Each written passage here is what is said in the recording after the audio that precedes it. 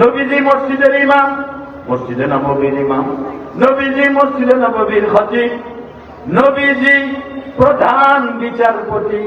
চোর নবীজির সামনে আল্লাহ কি রায় হবে?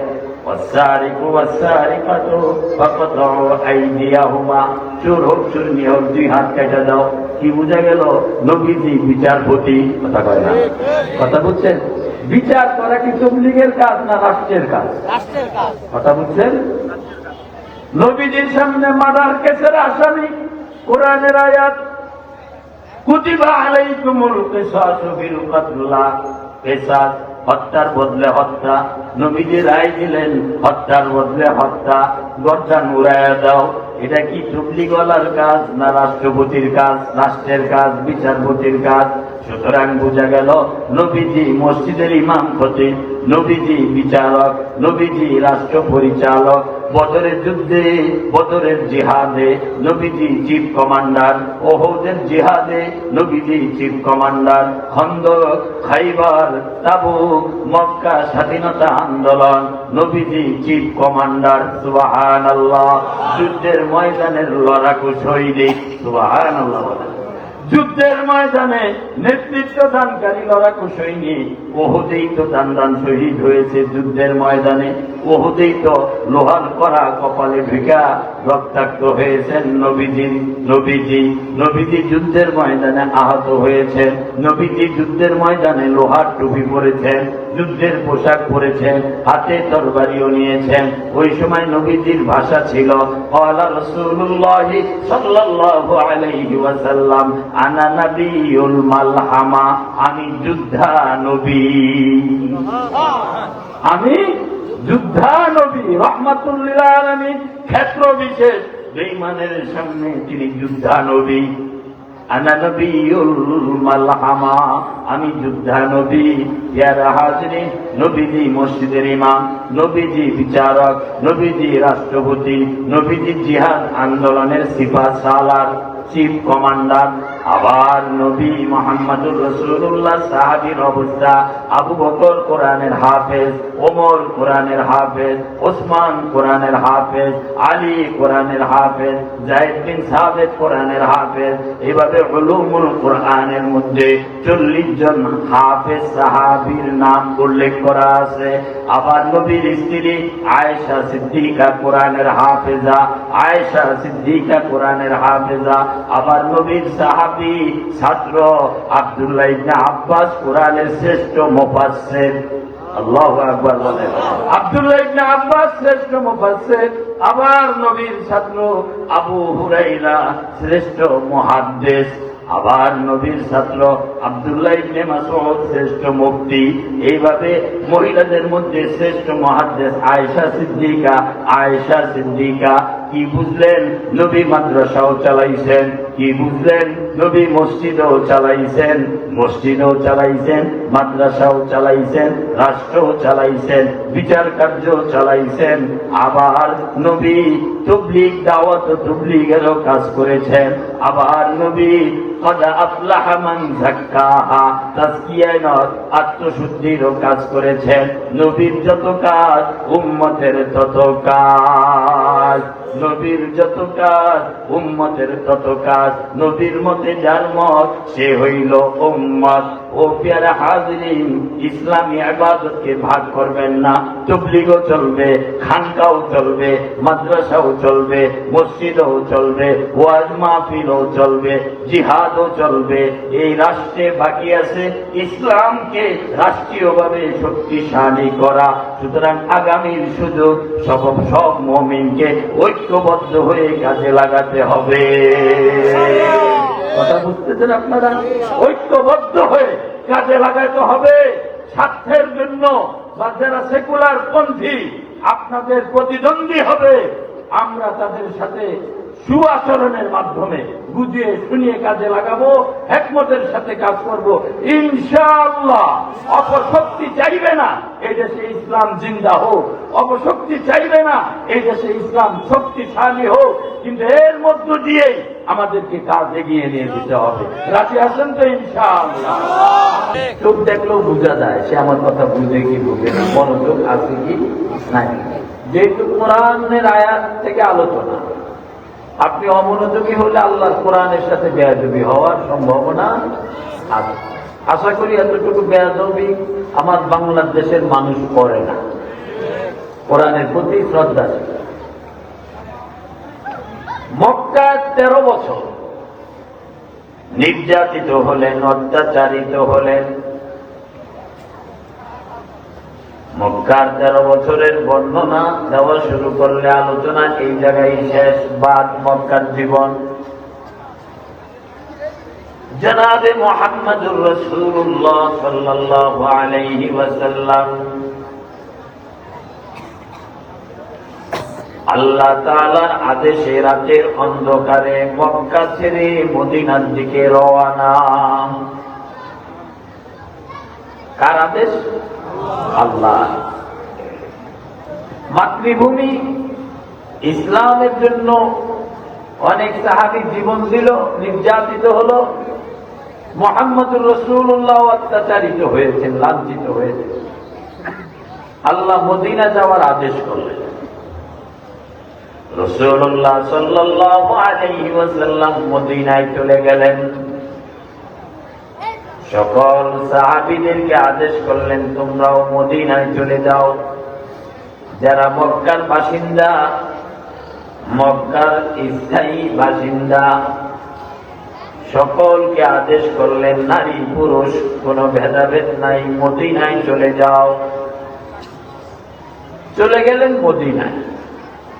থাকবো কিভাবে, খাবো কি, কার আশ্রয়ে থাকবো, কোনো চিন্তা চেতনা নাই। কারণ তাদের ঈমান, উলাইকাল্লাযীনা ইমতাহানাল্লাহু কুলুবাহুম লিত্তাকওয়া, তাদের তাকওয়া, সাহাবীদের তাকওয়া আল্লাহর কাছে পরীক্ষিত। সুবহানাল্লাহ। এজন্য আল্লাহ সাহাবী সম্পর্কে বলেছেন, আমিনু কামা আমানান নাস। হে বান্দা বান্দীরা, তোমরা ঈমানটাকে ঠিক করো যেভাবে সাহাবীরা ঈমান ঠিক করতেন, বানাই। কথা বুঝতেছেন আপনারা? সাহাবীদের ঈমান অনেক উচ্চ তবকার ঈমান। আল্লাহ বলেছেন তাদের তাকওয়া, পরহেজগারি আল্লাহর কাছে পরীক্ষিত। রাদিয়াল্লাহু আনহুম ওয়া রাদু আন। আল্লাহ কোরআনে বলছেন সাহাবীদের উপর আমি আল্লাহ সন্তুষ্ট। এরাও, এই সাহাবীরাও খেয়ে না খেয়ে, দুঃখে সুখে সর্ব অবস্থা আল্লাহর উপরে রাজি।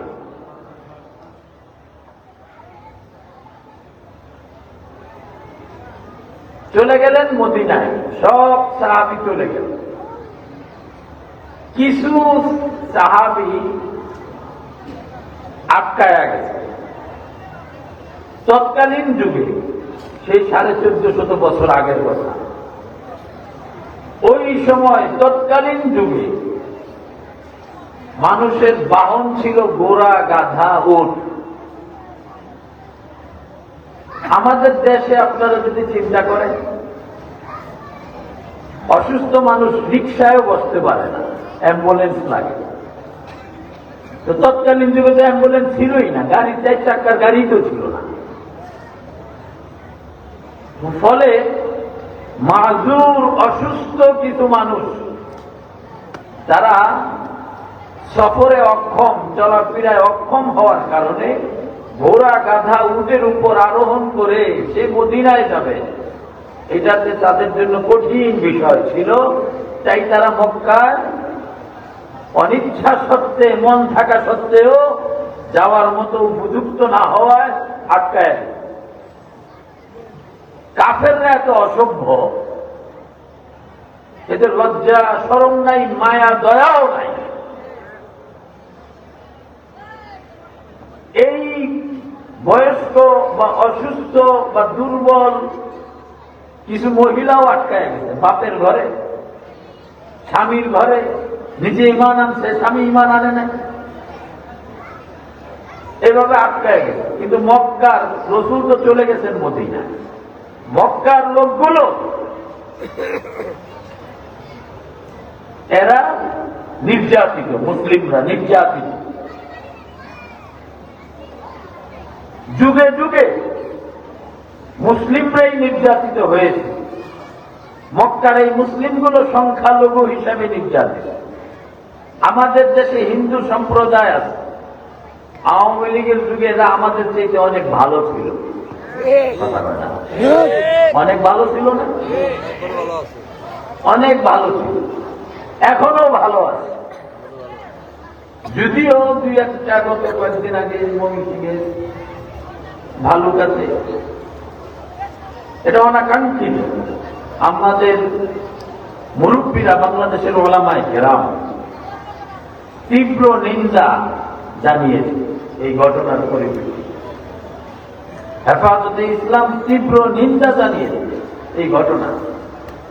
কিন্তু মুসলিম যখন আঘাতপ্রাপ্ত হয় ভারতে, বিশেষ করে হিন্দুস্তান ভারতে, সেখানে তারা মুসলিমদেরকে মারে কাটে, উল্লাস করে, বাবরি মসজিদ ভেঙ্গে মন্দির বানায়। তাদের মধ্যে অনুভূতিও নাই, মানুষত্ববোধ নাই।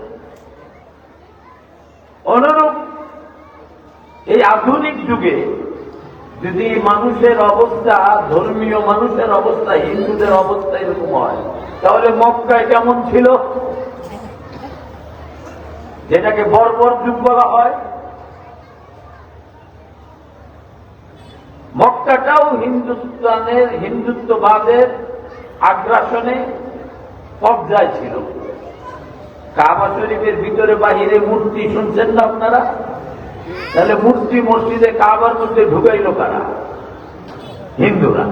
তাহলে তাদের আগ্রাসন, আধিপত্য মক্কায় ব্যাপক ছিল। এরা এই সব দুর্বল, অসহায়, অসুস্থ মুসলিমদেরকে নির্যাতন করত।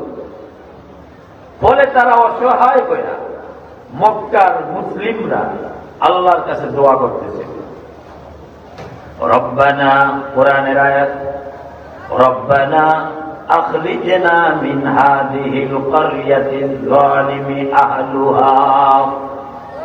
ও রব, আমাদেরকে এই এলাকা থেকে, মক্কা নগরী থেকে বের করে নেন। আখরিজনা, বের করে নেন।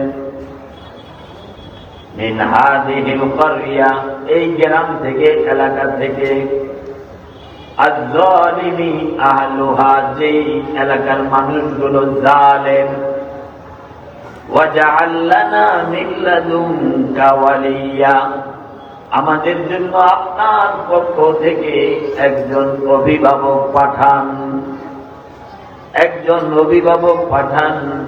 ওয়াজআল লানা মিন লাদুনকা ওয়ালিয়া ওয়াজআল লানা মিন লাদুনকা নাসীরা, আমাদের জন্য আপনার পক্ষ থেকে সাহায্যকারী পাঠান।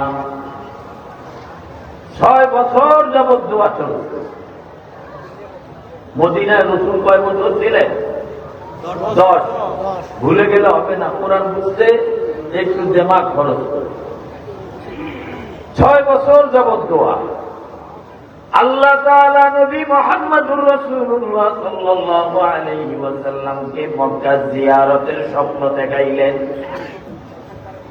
নবীদের স্বপ্ন হলো ওহী, নবীদের স্বপ্ন ওহী, আদেশ। কারণ নবীদেরকে শয়তান কোন স্বপ্ন দেখাইতে পারে না। নবীরা ডাইরেক্ট আল্লাহর, নবীরা ডাইরেক্ট কার কথা বুঝছেন? নবীরা দুনিয়ার মানুষ থেকে কোন আদর্শ শিখে নাই। নবীরা দুনিয়ার মানুষ থেকে কোন জ্ঞান বিদ্যা লাভ করে নাই। 1,24,000 পয়গম্বর, 1,24,000 পয়গম্বর, এদের সরাসরি, এদের গাইড করেছেন সরাসরি কে? আল্লাহ। নবীরা ডাইরেক্ট আল্লাহ।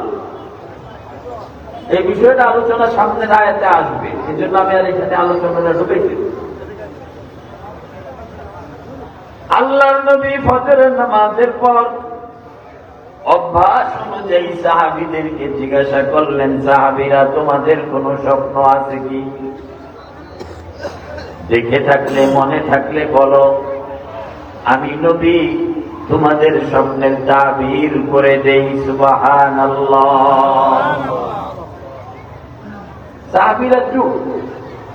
আওয়াজ আসলো, ইয়া রাসূলুল্লাহ, হয়তো আজকে আমাদের কারো এরকম কিছু নাই।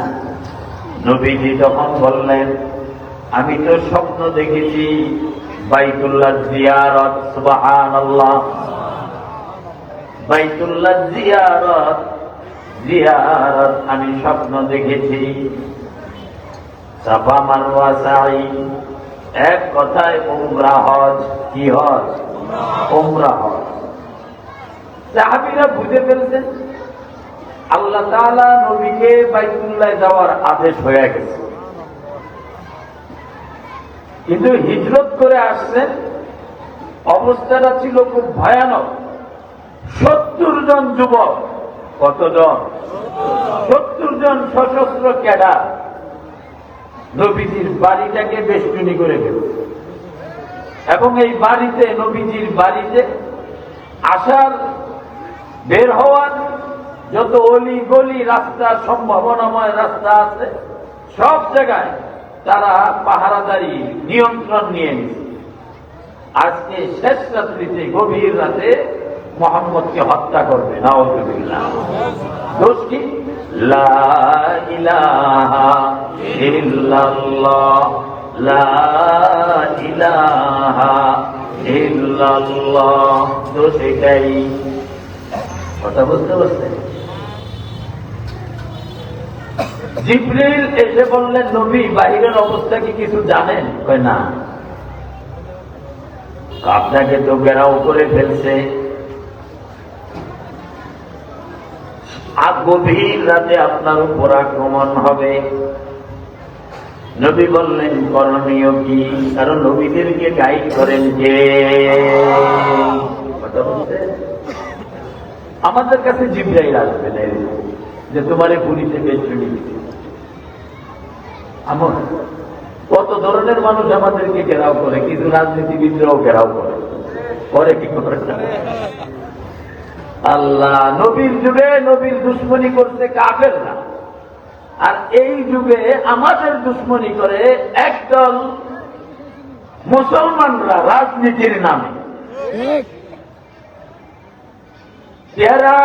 জিবরিল বললেন, নবী টেনশনের কোন কারণ নাই। জিম্মাদারি, আমানতের জিম্মাদারি আলীর কাছে দিয়া দেন। আপনি ইয়াসিন সূরা তেলাওয়াত করেন। فَأَغْشَيْنَاهُمْ فَهُمْ لَا يُبْصِرُونَ। এই পর্যন্ত তেলাওয়াত করে বালুতে ফু দেন, দরজা খুলেন, নিক্ষেপ করেন, নিরাপদে আল্লাহ আপনাকে মদিনায় নিয়ে যাবে। আলীকে বললেন, আলী, এই যে মানুষের টাকা পয়সা আমার কাছে, আমি যদি এখন মদিনায় চলে যাই, বলবে মুহাম্মদ আমাদের টাকা, আমানতের টাকা বুঝায় না দিয়া নিজের জীবন নিয়ে চলে গেল। বিভিন্ন বাজে মন্তব্য করবে, সমালোচনা করবে। এটা তুমি বুঝে রাখো, মানুষকে বুঝায় দিয়া আমার কাছে মদিনায় চলে আসবে। বাহিরের পরিস্থিতি এই। ওই জায়গায় যদি আপনি আর আমি থাকতাম, বলতাম, নেতা আপনি জীবন বাঁচাইতেছেন আর মরণে আমারে ঢেলে দিতেছেন, আপনি শুয়ে থাকেন, আমি ভাগি। আলী রাদিয়াল্লাহু তাআলা আনহু সন্তুষ্ট চিত্তে বললেন, যান, আমি আপনার জায়গায়। আলী ঘরের মধ্যে শুয়ে আছে। রাসূলুল্লাহ ঘর থেকে বের হয়ে যখন বাড়ি মারলেন, আল্লাহ তাআলা ওই 70 জন টেররিস্ট, সন্ত্রাস, ডাকাত চোখে মুখে কানে মধ্যে বালুর আসর ঢুকাইয়া দিলেন। চোখে দেখে না, চোখ জ্বলতেছে, কানে শোনে না, কান বন্ধ হয়ে গেছে। রসুল চলে গেছে আবু বকর ওর বাড়ি, ওইখান থেকে গাড়ির স্রোত, ওইখান থেকে মদিনা।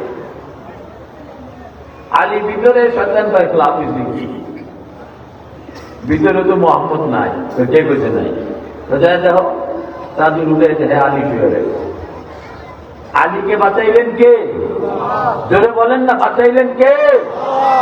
কাদেরে কুদরত দারি, কাদেরে কুদরত দারি, হরছে খাহি আগুনি, জিন্দারা মুর্দা গুনি, মুর্দারা জিন্দা গুনি।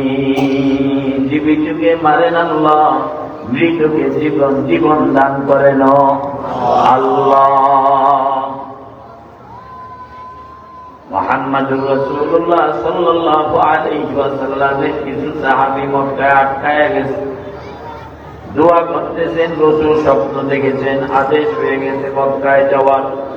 সাহাবীরা বুঝে ফেলছেন নবীজি মক্কায় যাবেন, আমরাও নবীর সাথে যাব, আমরাও নবীর নেতৃত্বে উমরা হজ বাইতুল্লাহ জিয়ারত করব। বাইতুল্লাহ প্রেমিক বাংলাদেশে বহু আছে, উমরা যায়, হজে যায়, লক্ষ লক্ষ টাকা ব্যয় করে যায়, জায়গা জমিন বিক্রি করে যায়। কথা ঠিক কিনা? এটা মনের মধ্যে একটা প্রেম না হয়তো এটা সম্ভব। জনাবে মুহাম্মদুর রাসূলুল্লাহ সাল্লাল্লাহু আলাইহি ওয়াসাল্লাম 1450 সাহাবী নিয়ে মক্কার দিকে রওনা। 6 বছরের মাথায়, মদিনার 6 বছরের মাথায় 1450 সাহাবী নিয়ে রওনা। একদম মক্কার বর্ডারের কাছে হুদাইবিয়া নামক স্থানে আল্লাহ রাসূল সেখানে গিয়ে যাত্রা বিরতি দিলেন। সংবাদ পেলেন মক্কার কাফেররা অস্ত্র সাজে সজ্জিত হয়ে মক্কার বর্ডারে টহল দিচ্ছে। কোন রাস্তা দিয়ে মুহাম্মদুর রাসূলুল্লাহ এই 1450 বাহিনীকে মক্কায় ঢুকতে দিবে না। বর্ডার তারা নিয়ন্ত্রণে নিয়ে রাসূল চিন্তা করলেন সংঘাতের জন্য তো আসি নাই, আপনারাও বুঝেন হজ করতে আলাদা সাদা 2 টুকরা কাপড়, হজের একটা পোশাক, এহরামের পোশাক আছে কি নাই? এই পোশাক পরিধান করে যুদ্ধ করা যায় না, সিলাই দিই। দ্বিতীয়ত এহরাম অবস্থায় একটা মশা মাছি মারাও নিষেধ, চুলকানো নিষেধ, শরীরের একটা পশম উপরে যেন না পড়ে। যারা হজ করছে তাদেরকে মুআল্লিমরা এই মাসালাগুলো বলে দিচ্ছেন বা শিক্ষা দিয়েছেন। যারা করেন নাই, যখনই যাবেন দেখবেন আপনার সামনে এই মাসালাগুলো আসবে। হজ কেমনে করতে হয়, কেমনে হজ পরিপূর্ণ হবে, কি কি করা যাবে, কি কি করা যাবে না। আল্লাহ রাসূল পরামর্শে বসলেন কি করা যায়, মক্কায় তো তারা ঢুকতে দিবে না। সিদ্ধান্ত হলো হযরত ওসমান রাদিয়াল্লাহু তাআলা আনহু তিনি একা যাবেন মক্কার ভিতরে। মক্কার কাফের লিডারদের সাথে তিনি বৈঠক করবেন, অতঃপর নিজেদের অবস্থান সম্পর্কে জানান দিবেন। আমরা যুদ্ধ করার জন্য আসি নাই, যুদ্ধ করা আমাদের উদ্দেশ্য নয়। আমাদের সাহাবীরা আজ থেকে 6 বছর আগে হিজরত করেছে, ঘর বাড়ি, ফল ফলাদির বাগান, উট দুম্বার খামার ইত্যাদি কে দখল করে ভোগ করতেছে, কি অবস্থায় আছে, এগুলো সার্ভে করার জন্য, জরিপ করার জন্য আমরা আসি নাই। আমাদের উদ্দেশ্য হলো একমাত্র বাইতুল্লাহ। শুধু বাইতুল্লাহ জিয়ারত করে আমরা বিদায় হব, আর কোন উদ্দেশ্য না। একজনও থাকবে না, সব আবার আমার নেতৃত্বে, মুহাম্মদের নেতৃত্বে চলে যাবে। হযরত ওসমান রাদিয়াল্লাহু তাআলা আনহু ভিতরে গেলেন। এটা তো 5-10 মিনিট বা 1 ঘন্টা বা 2 ঘন্টার কাজ, যাওয়া আসা আর সংবাদ নিয়ে তাদের সাথে আলোচনা করা। কিন্তু ওসমান ভিতরে যাওয়ার পর এই মক্কার কাফেররা, ইকরামা বিন আবি জাহাল, আবু জাহালের ছেলে লিডার, এভাবে আবু সুফিয়ান, আরো যারা, এরা একটা পলিসি করল। পলিসি বুঝেন তো? পলিসি বুঝেন না?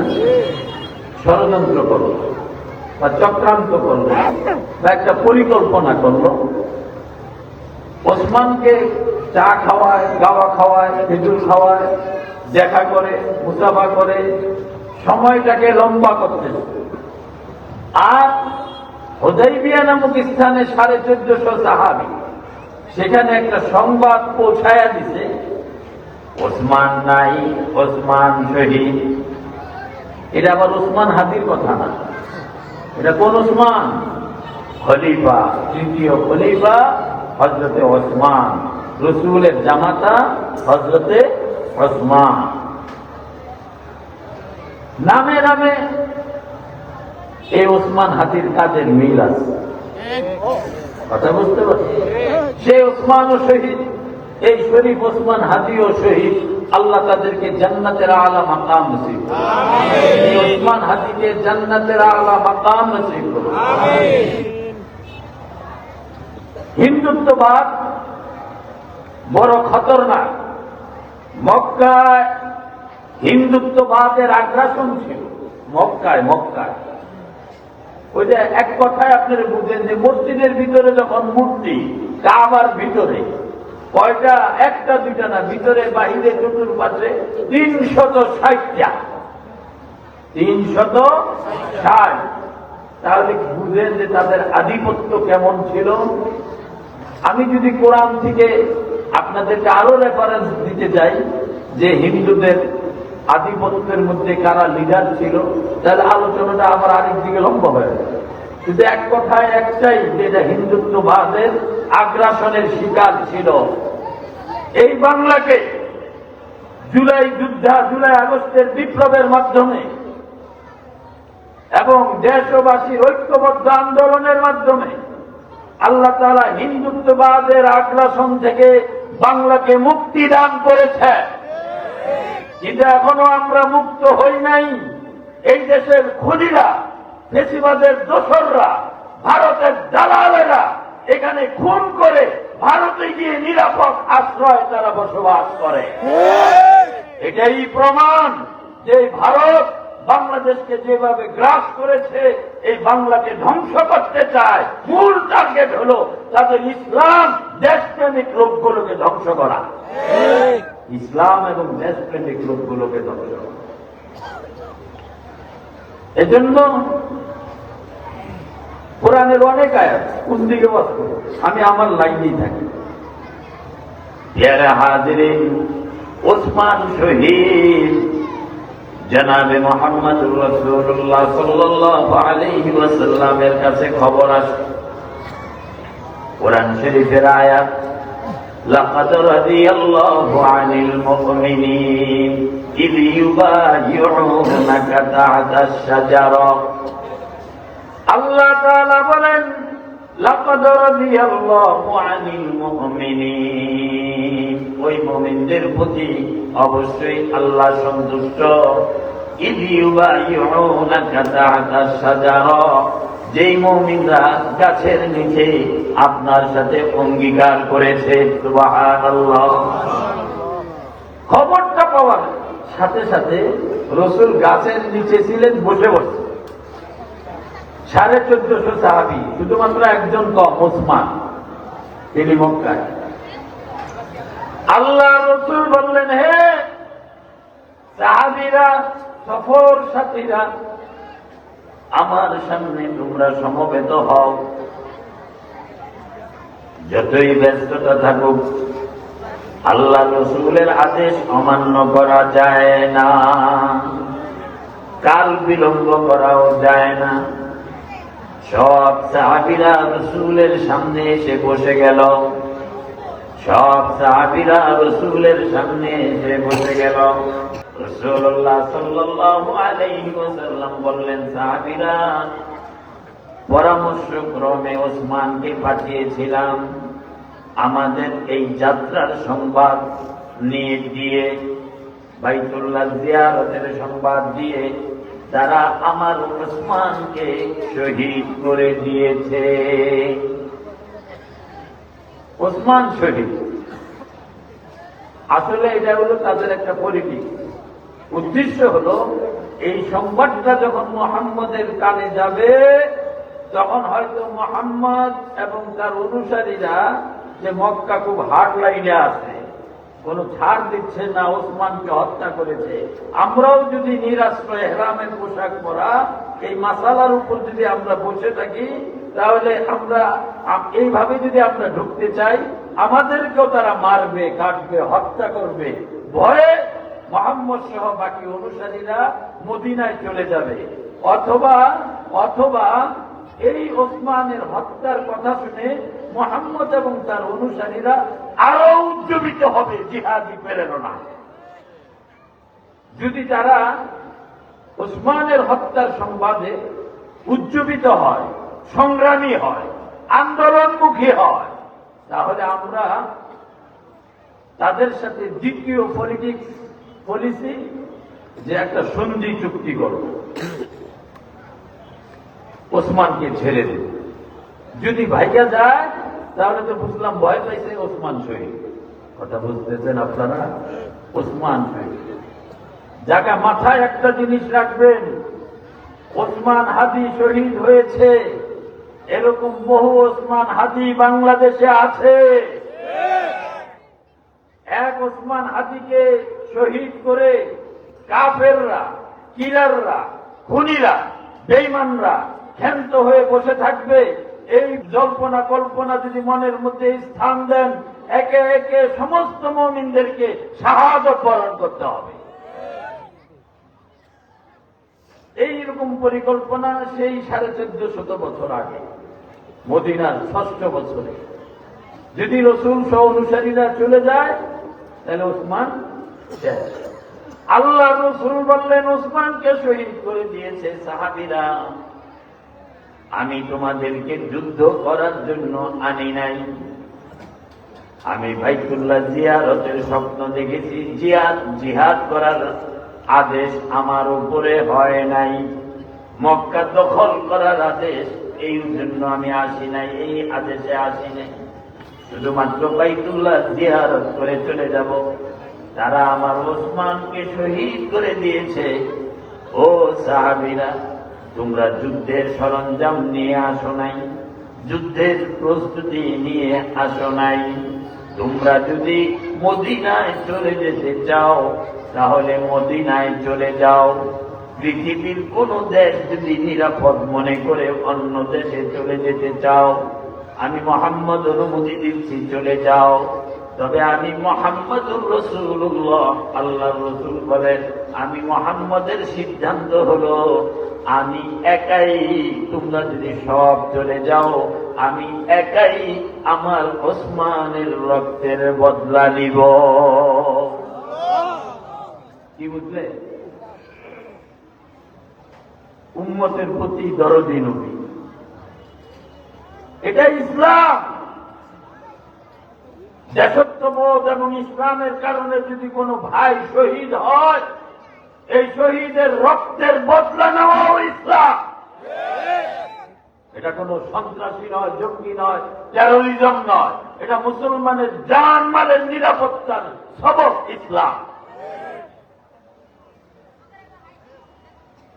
জনাবে মুহাম্মদুর রাসূলুল্লাহ সাল্লাল্লাহু আলাইহি ওয়াসাল্লাম যখনই বললেন আমি ওসমানের রক্তের বদলা নিব, সাহাবায়ে কেরাম থমকে গেলেন, বুঝে ফেলছেন একজন শহীদের মর্যাদা।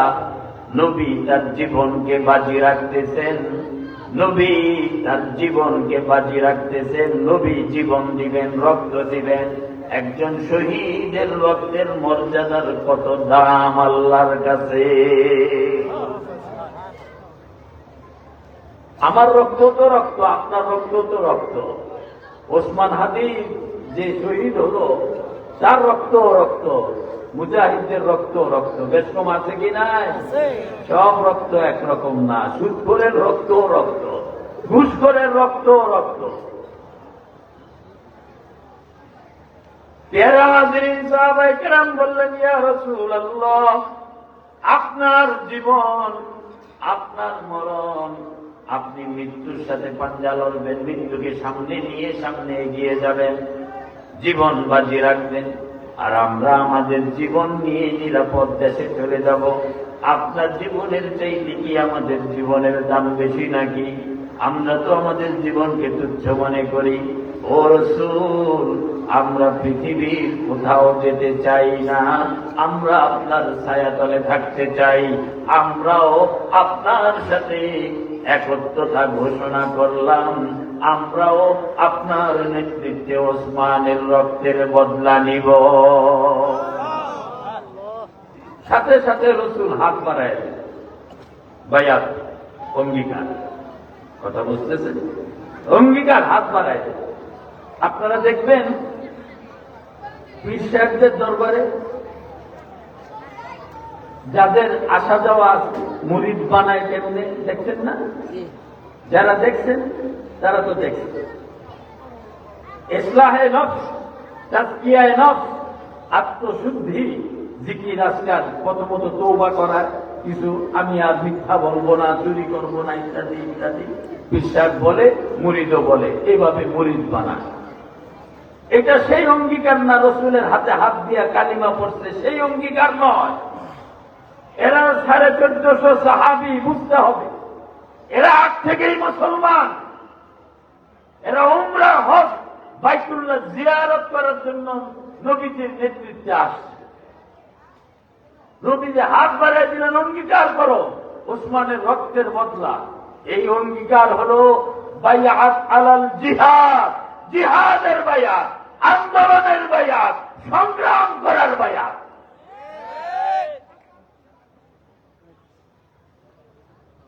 বাংলাদেশের মুসলমান এভাবে মজলুমদের পক্ষে যেভাবে ঐক্যবদ্ধ হচ্ছে বা হয়েছে, এটা অনিসলামিক কার্যকলাপ নয়, এটা ঈমানের দাবি, ঈমানের দাবি। জনাবে মুহাম্মদুর রাসূলুল্লাহ হাত বাড়ায় দিলেন। সাহাবীরা রাসূলের হাতের উপর হাত রেখে তারা অঙ্গীকার বাক্য পাঠ করতেছে। অঙ্গীকার বাক্য, নাহনুল্লাযী বায়াউ মুহাম্মাদা আলাল জিহাদি মা বাকিনা আবাদা। আমরা মুহাম্মাদের হাতে হাত দিয়ে অঙ্গীকার করছি, যতদিন জীবিত থাকব বেঈমানের মোকাবেলায় আন্দোলন, সংগ্রাম, জিহাদ চালিয়ে যাব। সুবহানাল্লাহ। ইসলামে আন্দোলন আছে? আছে? যদি না থাকে তাহলে এটা কি? মুসলিম ঐক্যবদ্ধ থাকতে হবে। আল মুসলিমু কাজাসাদিন ওয়াহিদিন ইন ইস্তাকা রাসু ইস্তাকা কুল্লু। সমস্ত মুসলমান একটা বডির মতো, দেহের মতো। মাথায় যদি যন্ত্রণা হয়, যেমন গোটা অঙ্গ প্রত্যঙ্গ যন্ত্রণা অনুভব করে, আল মুসলিমু কাজাসাদিন ওয়াহিদিন, রাসূলের হাদিস।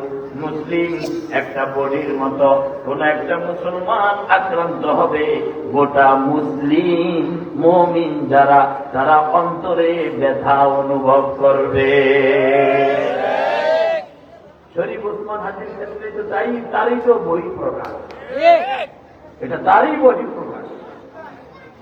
পেয়ারা হাজিরিন, ওই শপথ বাক্য পাঠ করলো, নাহনুল্লাযী বায়াউ মুহাম্মাদা, মুহাম্মদ সাল্লাল্লাহু আলাইহি ওয়াসাল্লামের হাতে হাত দিয়ে অঙ্গীকার করছি, আলাল জিহাদি মা বাকিনা আবাদা, যতদিন জীবিত থাকব ততদিন জিহাদ, আন্দোলন, বেঈমান খুনিদের বিরুদ্ধে চালিয়ে যাব। সুবহানাল্লাহ। আল্লাহ রাসূলের হাতের উপর যখন সাহাবীরা ওই যে গাছের নিচে বসে বসে অঙ্গীকার নিচ্ছেন, অঙ্গীকার নামা শেষ, কোরআন শরীফের 26 পারার সূরা ফাতিহা 10 নম্বর আয়াত, আল্লাহ সাথে সাথে ওই গাছের নিচে হুদাইবিয়া, ওই জায়গায় জিবরাইলকে কোরআনের আয়াত দিয়ে পাঠায়। কি বললেন আল্লাহ? ইন্নাল্লাযীনা ইউবাইউনাকা ইন্নামা ইউবাইউনাল্লাহ। ও নবী, যে লোকগুলো আপনার সাথে অঙ্গীকার করেছে, আন্দোলনের অঙ্গীকার, জিহাদের অঙ্গীকার, সংগ্রামের অঙ্গীকার, বেঈমানের বিরুদ্ধে, ইসলাম বিরোধী খুনিদের বিরুদ্ধে। কথা বুঝতেছেন আপনারা? ইন্নামা ইউবাইউনাল্লাহ,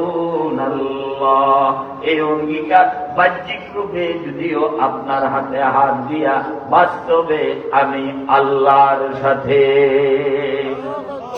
এরপর আল্লাহ আরো বলেন, ইয়াদুল্লাহি ফাওকা আইদিহিম, তাদের হাতের উপর আল্লাহর কুদরতি হাত ছিল।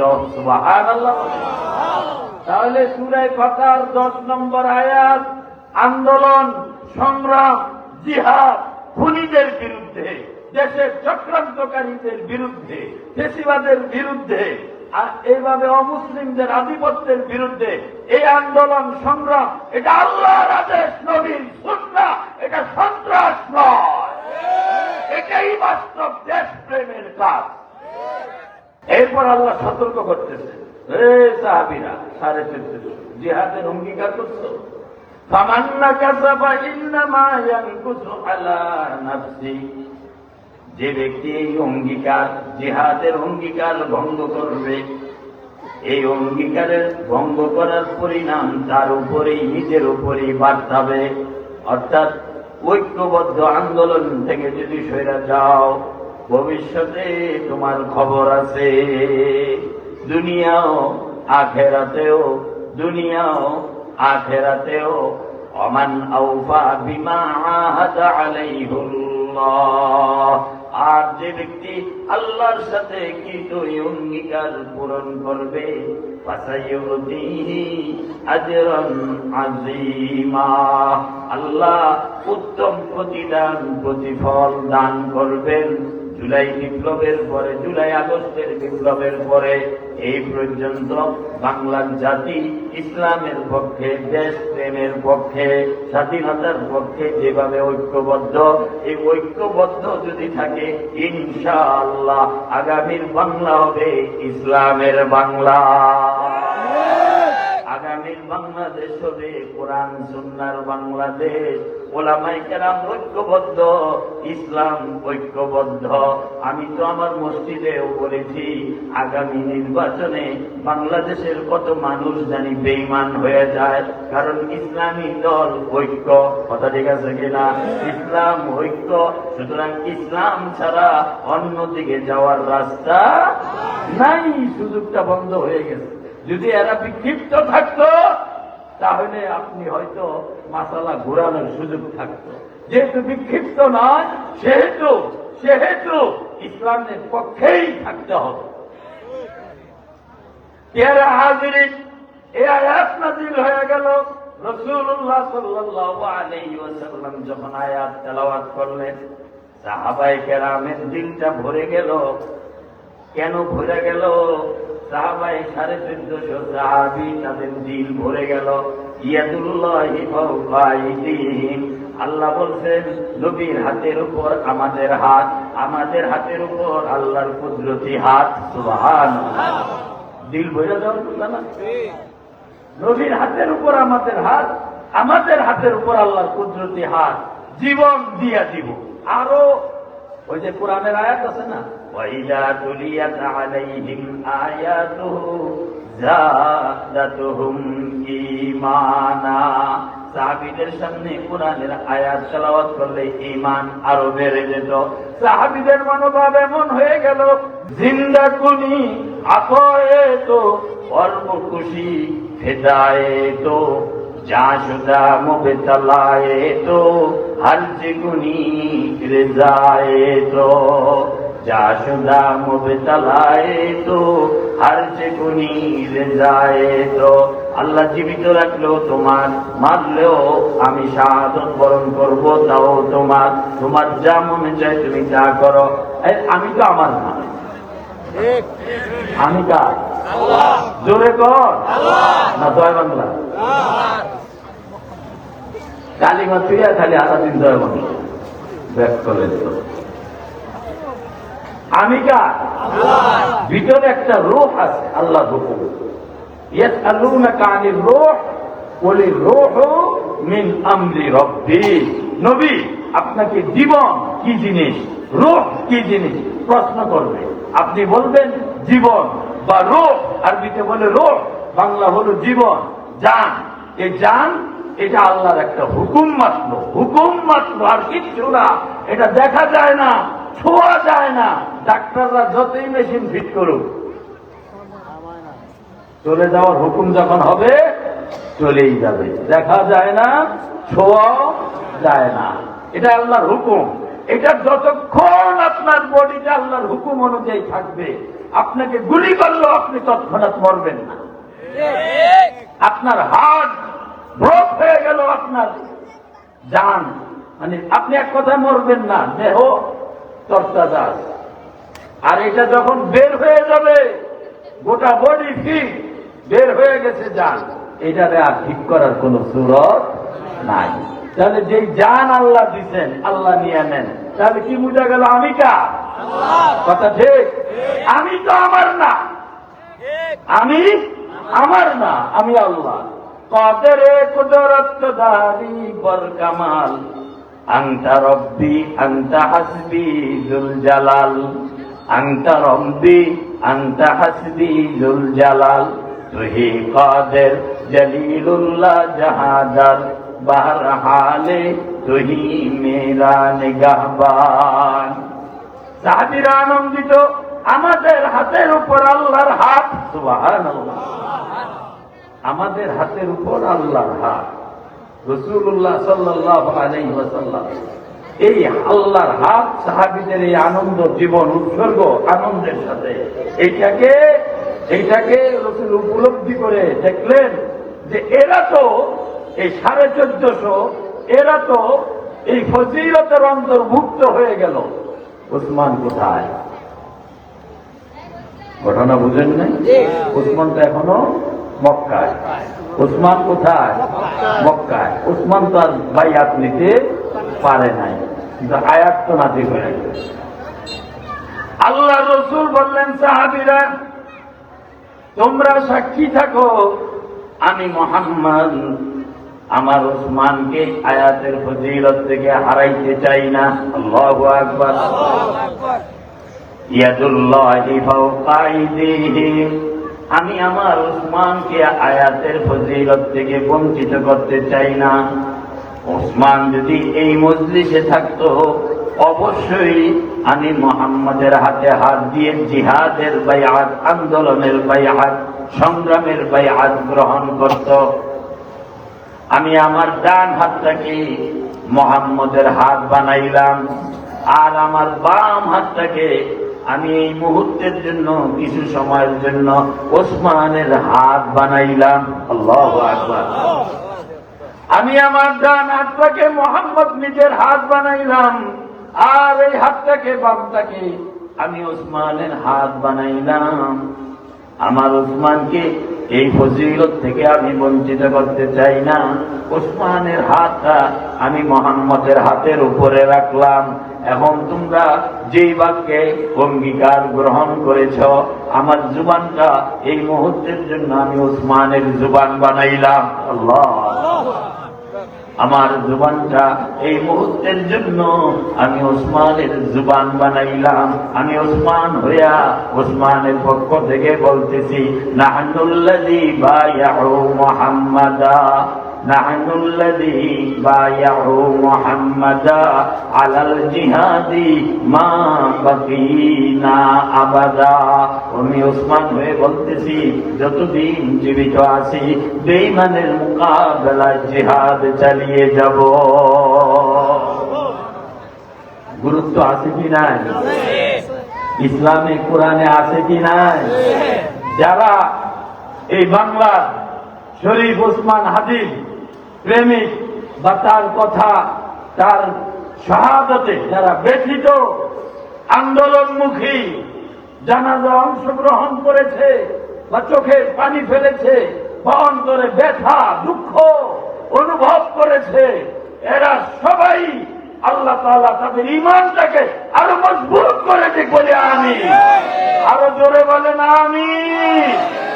আর যারা এদেরকে টেররিস্ট বা জঙ্গি বা ইত্যাদি বলে সন্ত্রাসী কার্যক্রম বলে আখ্যায়িত করতে চায়, ওরাই বেঈমান, ওরাই মুনাফিক মুরতাদ। ঐক্যবদ্ধ থাকতে হবে। জনাবে মুহাম্মদুর রাসূলুল্লাহ সাল্লাল্লাহু আলাইহি ওয়াসাল্লামের এই অবস্থা, ময়দানের অবস্থা গরম দেখে কাফেররা ভয় পেয়ে গেল। ওসমানকে তারা সাথে সাথে ছাইরা দিছে। সুবহানাল্লাহ। ওসমানকে ছাইরা দিছে। ওসমান চলে আসছেন। সাহাবায়ে কেরাম ঠান্ডা। মাঝখান দিয়ে কি লাভ হলো? নিয়তের কারণে ফজিলত মর্যাদা বেড়ে গেল। মাঝখানে কি লাভ হলো? নিয়তের কারণে। ইয়াদুল্লাহি, ওসমানকে যে ছাইরা দিবে আল্লাহ কি জানে কি জানে না? কথা বলেন। ওসমানকে নিয়ে যে ষড়যন্ত্র করতেছে এটা আল্লাহ জানে কি জানে না? কিন্তু মুহাম্মদুর রাসূলুল্লাহকে আল্লাহ অবগত করেন নাই, সাহাবীদেরকেও আল্লাহ বুঝতে দেন নাই। এনাদের বিশ্বাস ওসমান নাই, বদলা নিব। এখানে আল্লাহর ঈমানি পরীক্ষা হয়ে গেছে যে ময়দানে লড়াকু সৈনিক কারা। সুবহানাল্লাহ। এই লোকগুলো কারা? এই ক্রিম লোকগুলো কারা? এই মাখনগুলো কারা? এই সলিড মুমিন গুলো কারা? এদেরকে আল্লাহ তাআলা যাচাই করে হুদাইবিয়া নামক স্থানে এই বায়াতের মাধ্যমে গোটা উম্মতের সামনে নবী আল্লাহর বান্দাবান্দির সামনে পেশ করে দিয়েছেন। যারা এই ধরনের জিহাদের অঙ্গীকার রাখে আল্লাহর কুদরতি হাত তাদের সাথে আছে। আল্লাহর কুদরতি হাত তাদের সাথে আছে। আল্লাহর শক্তি ইয়াদুল্লাহি আলাল জামাআ, জামাতের সাথে আল্লাহ সাহায্য। ঐক্যবদ্ধ, বিচ্ছিন্ন হওয়া যাবে না। রাসূলুল্লাহ সাল্লাল্লাহু আলাইহি ওয়াসাল্লাম জানেন না ওসমান চলে আস, দেখলেন ওসমান তো চলে আস, সাহাবায়ে কেরামও দেখলেন ওসমানও চলে আস। কিন্তু মাঝখানে পরীক্ষা হয়ে গেল জান দেওয়ার জন্য লোকগুলোর মন মানসিকতা কেমন, নবীর প্রেম কেমন।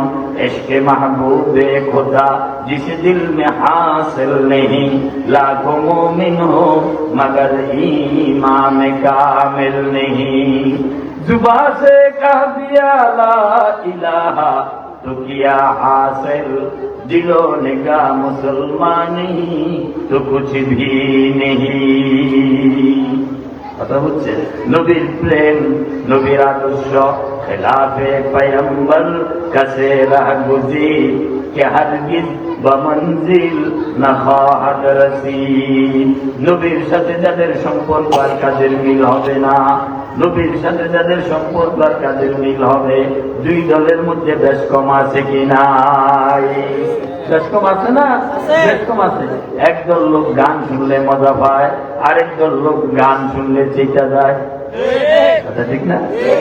একদল লোক ঘুষ খাওয়ায় অভ্যস্ত, আরেকদল লোক ঘুষ করলে দেখতেই পারে না।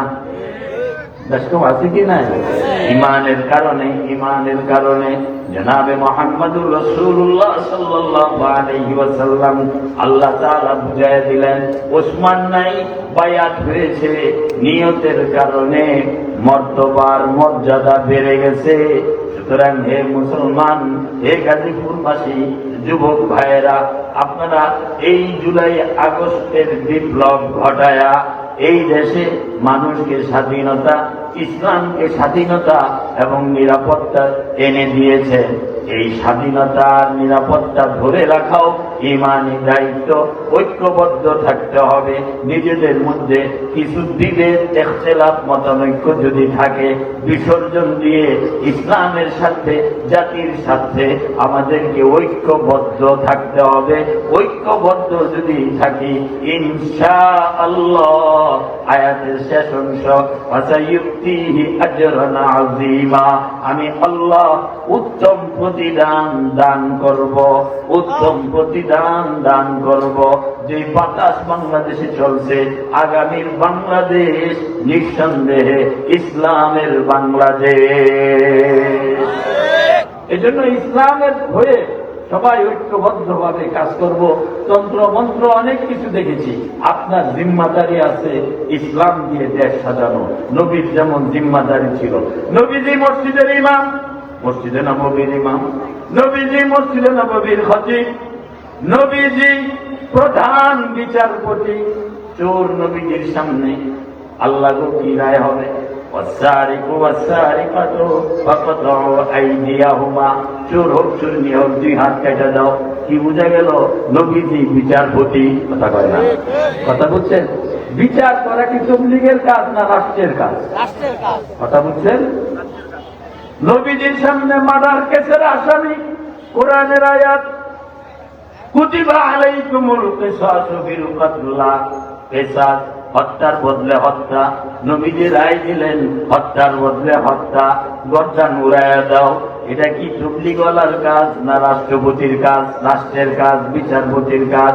সুতরাং বোঝা গেল নবীজি মসজিদের ইমাম খতিব, নবীজি বিচারক, নবীজি রাষ্ট্র পরিচালক। বদরের যুদ্ধে, বদরের জিহাদে নবীজি চিফ কমান্ডার, ওহুদের জিহাদে নবীজি চিফ কমান্ডার, খন্দক, খাইবার, তাবুক, মক্কা স্বাধীনতা আন্দোলন নবীজি চিফ কমান্ডার। সুবহানাল্লাহ। যুদ্ধের ময়দানের লড়াকু সৈনিক। সুবহানাল্লাহ। যুদ্ধের ময়দানে নেতৃত্ব দানকারী লড়াকু সৈনিক। ওহুদেই তো দান শহীদ হয়েছে যুদ্ধের ময়দানে। ওহুদেই তো লোহার করা কপালে ঢেকা রক্তাক্ত হয়েছেন নবীজি। নবীজি যুদ্ধের ময়দানে আহত হয়েছেন। নবীজি যুদ্ধের ময়দানে লোহার টুপি পরেছেন, যুদ্ধের পোশাক পরেছেন, হাতে তরবারিও নিয়েছেন। ওই সময় নবীজির ভাষা ছিল ক্বালা রাসূলুল্লাহ সাল্লাল্লাহু আলাইহি ওয়াসাল্লাম আনা নবিয়ুল মালহামা, আমি যোদ্ধা নবী, আমি যোদ্ধা নবী, রাহমাতুল লিল আলামিন, ক্ষেত্র বিশেষ। বেঈমানের সামনে তিনি যোদ্ধা নবী। আনা নবিয়ুল মালহামা, আমি যোদ্ধা নবী।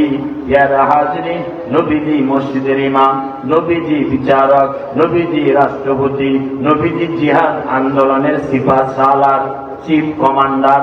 আবার নবী মুহাম্মদুর রাসূলুল্লাহ সাহাবীর অবস্থা, আবু বকর কোরআনের হাফেজ, ওমর কোরআনের হাফেজ, ওসমান কোরআনের হাফেজ, আলী কোরআনের হাফেজ, যায়েদ বিন সাবিত কোরআনের হাফেজ। এভাবে উলুমুল কোরআনের মধ্যে 40 জন হাফেজ সাহাবীর নাম উল্লেখ করা আছে। আবার নবীর স্ত্রী আয়েশা সিদ্দিকা কোরআনের হাফেজা, আয়েশা সিদ্দিকা কোরআনের হাফেজা। আবার নবীর সাহাবী ছাত্র আব্দুল্লাহ ইবনে আব্বাস কোরআনের শ্রেষ্ঠ মুফাসসির। আল্লাহু আকবার বলেন। আব্দুল্লাহ ইবনে আব্বাস শ্রেষ্ঠ মুফাসসির। আবার নবীর ছাত্র আবু হুরায়রা শ্রেষ্ঠ মুহাদ্দিস। আবার নবীর ছাত্র আব্দুল্লাহ ইবনে মাসউদ শ্রেষ্ঠ মুফতি। এইভাবে মহিলাদের মধ্যে শ্রেষ্ঠ মুহাদ্দিস আয়েশা সিদ্দিকা। আয়েশা সিদ্দিকা কি বুঝলেন? নবী মাদ্রাসাও চালাইছেন। কি বুঝলেন? নবী মসজিদও চালাইছেন, মসজিদও চালাইছেন, মাদ্রাসাও চালাইছেন, রাষ্ট্রও চালাইছেন, বিচার কার্য চালাইছেন। আবার নবী তাবলীগ, দাওয়াত ও তাবলীগেরও কাজ করেছেন। আবার নবী কদ আফলাহা মান যাক্কাহা, তাজকিয়ায় নফস, আত্মশুদ্ধিরও কাজ করেছেন। নবীর যত কাজ উম্মতের তত কাজ, নবীর যত কাজ উম্মতের তত কাজ। নবীর মতে যার মত সে হইল উম্মত। ও প্যারা হাজরিন, ইসলামী ইবাদতকে ভাগ করবেন না। তাবলীগও চলবে, খানকাও চলবে, মাদ্রাসাও চলবে, মসজিদও চলবে, ওয়াজ মাহফিলও চলবে, জিহাদও চলবে। এই রাষ্ট্রে বাকি আছে ইসলামকে রাষ্ট্রীয়ভাবে শক্তিশালী করা। সুতরাং আগামীর সুযোগ সব মুমিনকে ঐক্যবদ্ধ হয়ে কাজে লাগাতে হবে। কথা বুঝতেছেন আপনারা? ঐক্যবদ্ধ হয়ে কাজে লাগাতে হবে স্বার্থের জন্য। বা যারা সেকুলার পন্থী আপনাদের প্রতিদ্বন্দ্বী হবে, আমরা তাদের সাথে সুআচরণের মাধ্যমে বুঝিয়ে শুনিয়ে কাজে লাগাবো, হিকমতের সাথে কাজ করব ইনশাআল্লাহ। অপশক্তি চাইবে না এই দেশে ইসলাম জিন্দা হোক, অপশক্তি চাইবে না এই দেশে ইসলাম শক্তিশালী হোক। কিন্তু এর মধ্য দিয়ে আমাদেরকে কাজ এগিয়ে নিয়ে যেতে হবে। রাজি আছেন তো ইনশাআল্লাহ?